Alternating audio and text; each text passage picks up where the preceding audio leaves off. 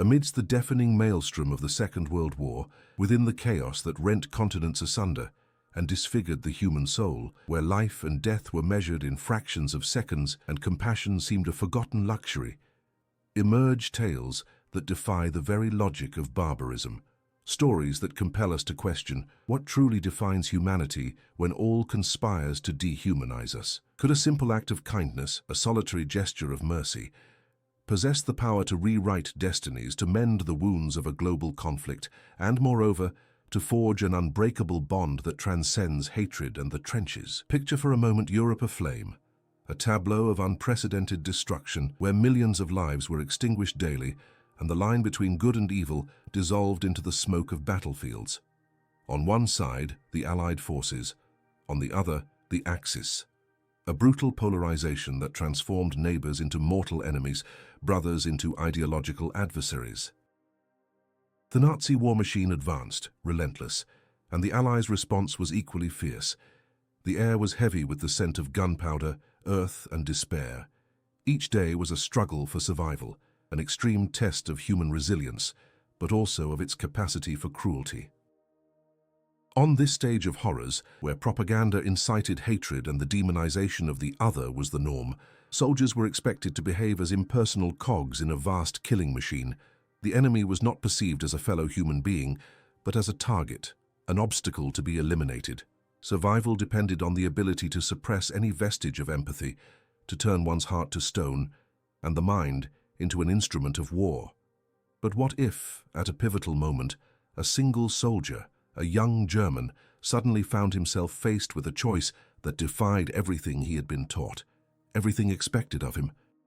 What if, confronting a wounded, defenseless enemy at the mercy of his weapon, he chose not to pull the trigger, but to extend a hand? This is not a parable or fiction, but the true account of a man who, in the midst of the inferno of the Second World War, made a choice that would resonate for decades.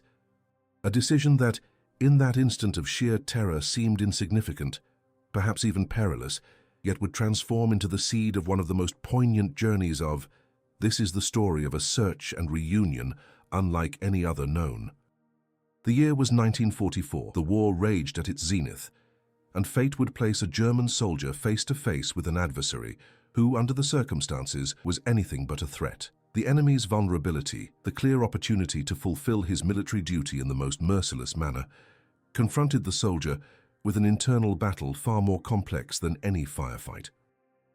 What unfolded from that silent confrontation on the battlefield was not merely an isolated act of clemency, but the catalyst for an obsession, a profound need to comprehend the significance of that moment. For the German soldier, that gaze, that defenseless face, became etched into his memory with an intensity no other image of the war could erase. The weight of that choice, to have veered from the path of violence, to have offered water instead of bullets, stayed with him for the rest of his life. He did not know who that man was, nor his name, nor even if he had survived, but the memory of that encounter and the curiosity about the fate of the enemy he had spared transformed into a relentless pursuit, a purpose that propelled him for over half a century.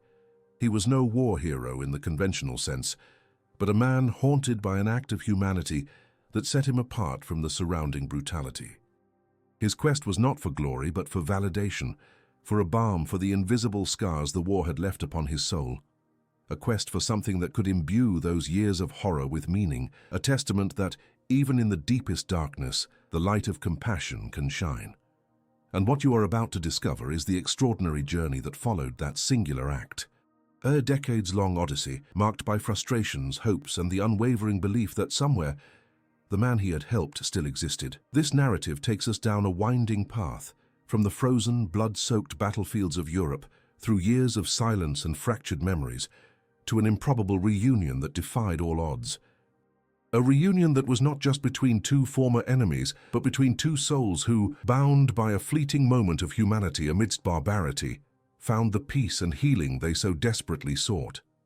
It is a testament to the overwhelming power of empathy, of the human capacity to transcend hatred, and how a simple gesture can have a lasting impact, capable of echoing through time and generations. Prepare yourself for a narrative that explores the essence of the human condition, the fragility of life, and the unshakable strength of compassion. The scene unfolding before his eyes was the very embodiment of hell. The acrid scent of burning metal mingled with that of damp earth, and the sickly, sweetish odor of blood. Hans, the young German soldier, could barely discern his own thoughts over the incessant drone of flying projectiles and the distant concussions of explosions. His eyes, accustomed to darkness and peril, scanned the devastated terrain, searching for any sign of enemy movement. Adrenaline surged through his veins, keeping him alert, yet simultaneously draining him. It was a brutal winter, and the biting cold seemed to pierce to the very marrow, indifferent to uniforms and flags. Every step was a calculated risk, every shadow a potential threat. He was alone, separated from his unit, on a reconnaissance mission that grew increasingly perilous, with each meter advanced into hostile territory. The silence, when it descended, was even more terrifying than the cacophony, always presaging something worse, an ambush, a fatal encounter. It was then, as he rounded the remnants of a stone wall, that he saw him. Lying prone, half concealed amidst the rubble, was an Allied soldier. The torn uniform, the body contorted unnaturally, revealed grievous wounds. The weapon, an Enfield rifle, lay mere inches from his outstretched hand, yet it was evident he lacked the strength to reach it. His eyes, half-lidded, fixed upon Hans, not with hatred, but with a confluence of pain and resignation. There was no threat there, only raw vulnerability. A man, not an enemy, but a human being on the precipice of death, abandoned by fortune and by war. Hans's heart hammered against his ribs. His training, the years of indoctrination that dehumanized the adversary, all of it seemed to evaporate before that image. Here was the golden opportunity, the chance to fulfill his duty without hesitation, to eliminate a threat, even one already neutralized. No one would witness it, no one would judge him. He would simply be another number in the vast tally of the fallen, but something fractured within him at that instant. It was not fear, nor was it weakness. It was a profound questioning, a voice that whispered against the din of war. What was he about to do? Shoot an unarmed man, a fellow human barely able to draw breath? This was not combat, it was not heroism, it was outright execution. The image of that face, etched with grime and suffering, seemed to mirror the very humanity that the war sought to erase. Hans felt a lump in his throat, a discomfort that transcended the cold and the fear. That gaze, so devoid of hope, yet so profoundly human, pierced his ideological armor. He saw himself in that man, or in any of his own comrades, had fate played a cruel trick on them. The battle between duty and conscience raged furiously in his mind, more intense than any gunfire. Then, in an almost instinctive movement that defied all military logic, Hans lowered his weapon. Carefully, he approached the wounded soldier. The man tried to recoil, momentary panic in his eyes, but pain immobilized him. Hans then opened his canteen. The icy water, a resource so precious on the battlefield, was offered wordlessly with only a gesture.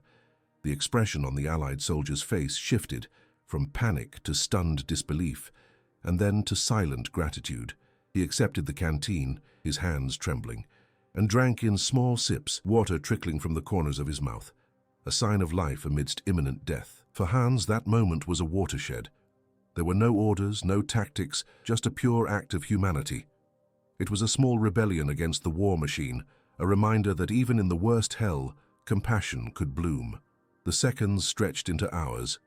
Without a word, Hans took the canteen back, gave a barely perceptible nod, and moved away. There was no time for explanations, nor to prolong that dangerous encounter. He had to continue his mission, and the other soldier needed medical aid that Hans could not provide. The uncertainty of that man's fate followed him as he retreated, the sounds of war reclaiming the landscape. He wondered if the soldier would survive, if he would be found by his own people, or if that gesture of kindness would merely be a brief interlude before the inevitable end. The war continued, relentless, and Hans was pulled back into its vortex of violence, but something had irrevocably changed within him. The enemy's face, the look of gratitude, the quenched thirst, all of it seared itself into his soul, an invisible tattoo that neither time nor horror could erase. When the war finally ended and the world began to lick its wounds, his wounds tended, Hans returned home a changed man. The physical scars could be seen or healed, but those of the soul were deep and complex. Many of his comrades in arms carried the weight of guilt, anger, or trauma. Hans also felt the burden of war, but there was a distinct element in his emotional baggage, the vivid memory of that Allied soldier. That image, that gesture, that choice would not leave him in peace. It was not torment, but a necessity to know, to understand, to validate what he had done. Why had he acted that way? What did it mean? And above all, what had become of the man he had spared? For Hans, the search for that soldier was not merely morbid curiosity or a whim. It was an essential part of his own healing. The war had dehumanized them all, transforming them into mere pawns in a power game. But that instant of compassion reminded him that he was still a man, capable of empathy, of transcending barbarity. Finding that soldier would be like finding a part of himself that he feared he had lost forever. It would be proof that humanity could survive, even under the most adverse conditions. He needed to know if that act of kindness had held any significance, if it had made any difference. It was as if his soul were incomplete, missing the peace that only a reunion with that gaze could fill.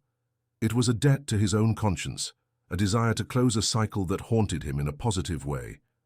The search, however, was a Herculean task, almost impossible. The post-war world was in ruins, borders redrawn, records lost or incomplete. Finding a needle in a haystack is already a formidable challenge. Imagine then attempting to locate an anonymous face amidst millions of combatants in a war that had pulverized nations and erased identities. For Hans, the task of finding that Allied soldier was precisely that. An almost quixotic quest, a challenge that seemed to mock him in the face of the sheer magnitude of the devastation. There were no readily available cross-referenced records, no digital databases. Post-war bureaucracy was a labyrinth, and the scant information at his disposal was fragmented, often in disparate languages, sequestered in the dusty archives of countries that, until recently, had been mortal enemies. He possessed no name, merely a face, an image seared into his very soul and the recollection of a gaze. How to even commence? For many, the answer would have been a simple act of relinquishment. The world had other pressing concerns, rebuilding cities, mending economies, forgetting the horror. But for Hans, forgetting was an untenable option. That singular act of kindness, the decision to offer water instead of bullets, was the thread tethered to his own humanity, the tangible proof that he had not been utterly consumed by barbarism, and he needed, more than anything, to validate this proof. His pursuit began unassumingly, almost furtively. Initially, it involved letter after letter, dispatched to veteran associations, to the Red Cross, to any organization that might conceivably possess a clue regarding injured or missing Allied soldiers on the Western Front. He leveraged the meager details he possessed, the sector of the front where the encounter transpired, the season of the year, the description of the man's uniform and wounds. Yet the responses were invariably homogeneous. No corresponding records, insufficient information, millions of similar cases. It was akin to shouting into the void, and the only echo returning was the weighty silence of historical indifference. With each no, with each unanswered letter, a fraction of Hans's hope seemed to dissipate. Frustration set in, coupled with the gnawing sensation that he was pursuing a phantom. Many of his friends and family could not comprehend his fixation. "Let it go, Hans," they would implore. "The war is over. Look ahead." But how could one look ahead when such a vital component of one's past, and indeed one's very identity, remained adrift in limbo? That face, that gaze, visited his dreams, oscillating between serving as a reminder of his compassion and posing a silent interrogation. Did you manage to find me? Decades elapsed. The 50s bled into the 60s, the 60s into the 70s, 70. The world has undergone a radical transformation. Germany has been rebuilt, Europe has been unified, and the Cold War dawned and receded. Hans aged, his hair turned white, his hands grew more tremulous, yet the flame of his quest never entirely extinguished. He learned to adapt to the changing times, leveraging the resources that emerged as history unfolded. When the internet began to gain widespread traction, he, with the assistance of his children and grandchildren, delved into online veteran forums, digitized databases, and archives of old newspapers. It was akin to searching for an even more elusive needle in a now global haystack. Hans's persistence was fueled by an unwavering faith. He believed that if that man had survived, if that act of kindness had resonated with him as profoundly as it had with Hans, then by some means, fate would reunite them. He sought no glory, not even an apology. He sought confirmation that humanity had prevailed, that his choice in a moment of profound darkness had not been in vain. It was a necessity for self-reconciliation, a way to bring closure to the trauma of war through an act of peace. There were moments of near despair, of course. Who wouldn't have experienced them? After years of fruitless endeavors, of repeatedly hitting insurmountable barriers, the mental fatigue was immense. But whenever hopelessness loomed, the image of that wounded soldier, canteen in hand, would resurface in his mind's eye, a beacon in the darkness, reminding him of the purpose of his search. It was a silent promise he had made to himself, and perhaps even to the man he had saved. The turning point arrived unexpectedly, as do many of life's most significant epiphanies.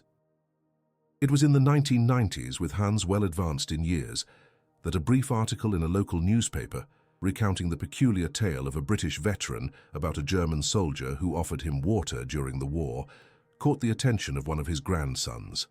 The description was vague, yet the details, the approximate location, the nature of the injury, the circumstances of their encounter, bore a chilling resemblance to the story Hans had been recounting for decades. Hans's heart leaped within his chest. Could it be possible?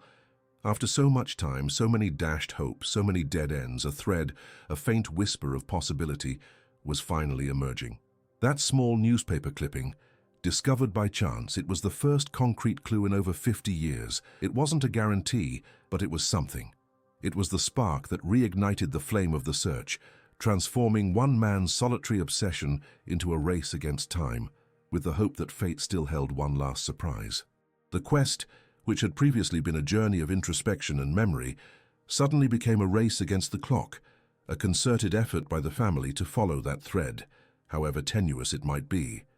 Hans's family, fueled by a spark of hope, wasted no time.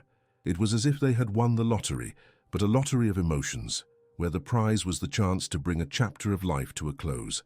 The grandson, a young man with a knack for the internet, as it was put back then, dove in head first. The British newspaper, however small, had an archive, and with a modicum of persistence and numerous international calls, they managed to track down the article's author. The story of the British veteran, an Arthur who described an unusual encounter with a German soldier, who offered him water instead of bullets, was indeed the very same one Hans carried in his soul. Imagine the emotion. That initial phone call between Hans's grandson and Arthur's son was laden with disbelief and a colossal dose of anxiety. On one side, the German family, with the story of a father and grandfather seeking redemption. On the other, the British family, with the memories of a father who had always recounted a tale that seemed ripped from a film, a moment of humanity amidst barbarism. The voices, initially hesitant, grew firmer, more impassioned, as the details aligned and the scenes clicked into place. It was him. It was Arthur, the man Hans had spared over 50 years prior. The news struck Hans like lightning, but a lightning bolt of light. His eyes, already watering with age and memories, filled with tears, but this time they were not of sadness or fruitless searching, but of a joy he thought he would never feel again. That face, which had haunted and motivated him for decades, finally had a name, a family, a story of survival. The race against time had been worth it. The reunion was inevitable, though not without its challenges. Both men were already quite elderly, their health frail. The journey presented a barrier, but the desire to see each other, to embrace, outweighed any obstacle. They decided on a meeting at a neutral location, in a small town on the border between Germany and the Netherlands, a symbolic place, far from the trenches, but close to the history that bound them. The families, of course, accompanied them. It was an event that transcended the lives of Hans and Arthur. It was a living testament that war, however cruel though it was, it couldn't completely extinguish the flame of humanity. And then the momentous day arrived. Hans, his heart pounding in his chest, nearly leaping out of his mouth, waited at the entrance of a small cafe. The door creaked open slowly, and there he was, Arthur. Older, stooped with age, but the look in his eyes. That look was the same. The one Hans had never forgotten, now not of pain and resignation, but of serene anticipation. For a moment, time stood still. The two men gazed at each other, and there were no enemies there, no uniforms, no flags. There were only two human beings, witnesses to a shared history, about to close a chapter of their lives. Hans took the first step, and Arthur, with a hesitant smile, extended his hand. But the hand wasn't for a formal handshake. It was for a hug, a tight, lingering embrace worth more than 1,000 words, more than all the war medals. It was a hug of forgiveness, of recognition, of healing. Tears streamed freely from Hans's eyes, and Arthur, his voice thick with emotion, murmured a thank you that echoed in a silent eternity. The music, if there had been any, would have been the gentle melody of reconciliation, of peace finally found. Seated at the table with cups of tea before them, the two men began to fill in the gaps of their stories, those that war and time had left gaping open. Hans, his voice choked with emotion, described the tension of that day, the internal battle between duty and compassion, the image of Arthur wounded and defenseless. Arthur, in turn, recounted how Hans's water had been a balm, not just for his thirst, but for his soul. He had been on the verge of giving up, the pain excruciating, and the sight of the enemy soldier approaching only confirmed his fate.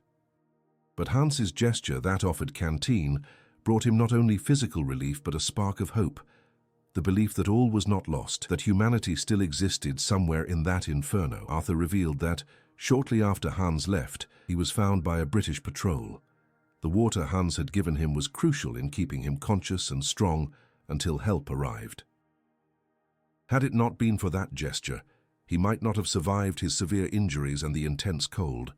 He had recounted the story to his comrades, then to his family, but many perceived it as a war anecdote, a hazy memory of an extreme moment. For Arthur, however, it was real, a personal miracle, a personal... He never learned the name of the enemy who saved him, but the recollection of that face, of that act of pure kindness, stayed with him throughout his life, shaping his own perspective on war and the human capacity for compassion.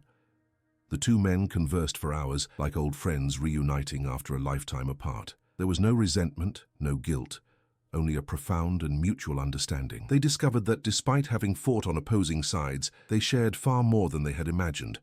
A love for family, a quest for purpose, a yearning for peace. Hans realized that by saving Arthur, he had not only preserved a life, but also enabled Arthur to return home, build a family and have children and grandchildren who were now present, witnessing this historic moment. Hans's act of compassion had reverberated through generations, an echo of life amidst death. That reunion was not merely an isolated event. It evolved into a legacy. Hans and Arthur maintained constant contact, exchanging letters and phone calls, visiting each other whenever their health permitted. Their friendship became a symbol, a story told and retold within their families, their communities, and even at veterans' events. They became speakers, sharing their narrative of reconciliation, demonstrating that even the deepest wounds of war can be healed by empathy. The families, once strangers and divided by a global conflict, became united, celebrating the life and humanity their patriarchs had exemplified. And so, the story of Hans and Arthur transcended their personal narrative, blossoming into a legacy for the world, an irrefutable testament that even within the most profound chasms of war, the beacon of compassion can blaze brighter than any detonation. The lives of these two men, whose paths intersected in a moment of terror and converged in an embrace of peace, stand as a potent testimony. They remind us that animosity can be taught, divisions can be imposed, yet the innate capacity to extend a hand, to perceive the human being behind the enemy uniform, is an inherent force within each of us, awaiting its opportune moment to manifest. They were not merely former combatants who reconciled, they were emissaries of humanity, demonstrating to us all that genuine victory lies not in annihilating the adversary, but in acknowledging our shared humanity and in mending the unseen wounds that conflicts invariably leave. Hans's journey, from a soldier executing orders to a man driven by the validation of his own benevolent act, and Arthur's transformation from a mortally wounded man to a survivor bearing the gratitude of an improbable gesture, beckons us toward profound introspection. Have you ever paused to contemplate the sheer power of a simple gesture, my friends? The potential each of us possesses to alter the trajectory of a story, to opt for humanity when all else screams defiance. The tale of Hans and Arthur is not solely about a war that concluded decades ago. It speaks to the internal battles we wage daily, to the choices we make and their reverberations, not only in our own lives, but in the lives of those around us and indeed in future generations. It is a vivid reminder that reconciliation is attainable, that empathy is a bridge capable of spanning the most disparate divides, and that an act of kindness, however seemingly minute, can resonate for an eternity. If this narrative has stirred you, if it has prompted reflection on the paramount importance of compassion and forgiveness, please bestow a like upon this video, share your thoughts or any other tales of humanity you may know in the comments below. Distribute this video to those who are in dire need of a dose of hope, and of course subscribe to the channel to ensure you don't miss further extraordinary narratives that merit recounting.